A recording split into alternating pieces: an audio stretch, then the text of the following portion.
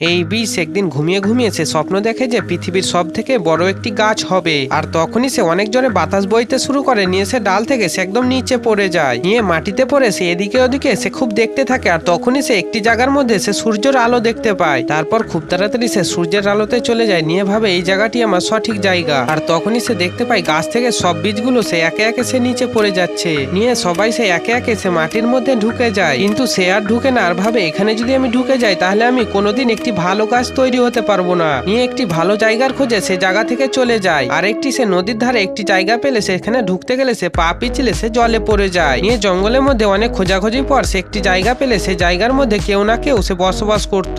তারপর অনেক দেরি হয়ে যায় আর সে একটি ভালো জায়গা সে খুঁজে পায় না। নিয়ে ভালো জায়গা পায় না বলে তার খুব দুঃখ হয়, আর সে বলে আমি মনে হয় ভালো গাছ একটি তৈরি হতে পারবো না। আর তখনই সে খুব বৃষ্টি হতে শুরু করে, নিয়ে সে বৃষ্টি থেকে বাঁচার জন্য সে খুব ছুটতে লাগে। আর সে ছুটে যাচ্ছিল, তখনই সে পাহাড় থেকে একটি কাদাওয়ালা জমিতে সে পড়ে যায়। আর সে কাদাতে পড়ে যায়, নিয়ে সে ভাবে আমার মনে হয় স্বপ্ন আর পূরণ হলো না। তারপর কিছুক্ষণ পর সে দেখতে পায় অনেক সূর্যের আলো উঠেছে, নিয়ে উঠে দাঁড়ায় আর সে চারিদিকে দেখে, নিয়ে সে ভাবে এটা একটি পারফেক্ট জায়গা। তারপর লাফিয়ে সে মাটিতে ঢুকে যায় আর সে বৃষ্টি তার স্বপ্নকে সে পূরণ করে। যেতে যেতে ভিডিওতে একটি লাইক করে দাও।